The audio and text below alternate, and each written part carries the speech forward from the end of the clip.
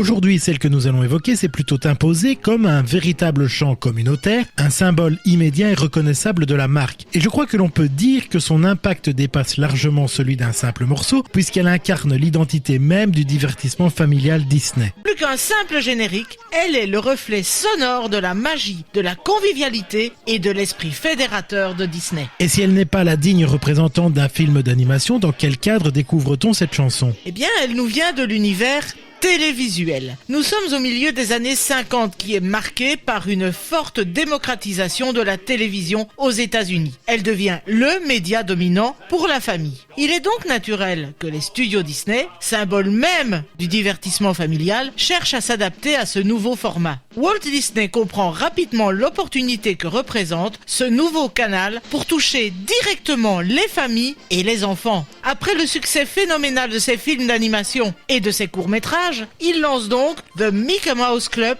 en 1955. L'émission mêle dessins animés, numéros musicaux et sketchs. Bref, un programme qui permet à la fois de promouvoir ses personnages emblématiques et de fidéliser un jeune public. En fait, le lancement de ce programme répond aussi à une stratégie de consolidation de la marque Disney qui cherche à fidéliser son public dès le plus jeune âge. Donc avec toutes ces stratégies, il s'agit d'un club autour de l'univers Disney. Et oui, un club télévisé pour enfants, un rendez-vous hebdomadaire où les jeunes téléspectateurs se sentent membres d'une communauté avec des activités, des chansons, des sketchs autour de Mickey et ses amis. L'image que Walt souhaitait donner pour son Mickey Mouse Club est celle d'un endroit inculquant des valeurs positives aux enfants. Coopération, politesse, esprit d'équipe, créativité, curiosité. En d'autres termes, il désire construire une image bienveillante et familiale de Disney. Et dans un bon esprit marketing, le club permet également de lancer de nouveaux produits dérivés. Bon, et quand apparaît donc cette émission ? Eh bien, elle est diffusée pour la première fois en 1955 sur ABC, réunissant un groupe d'enfants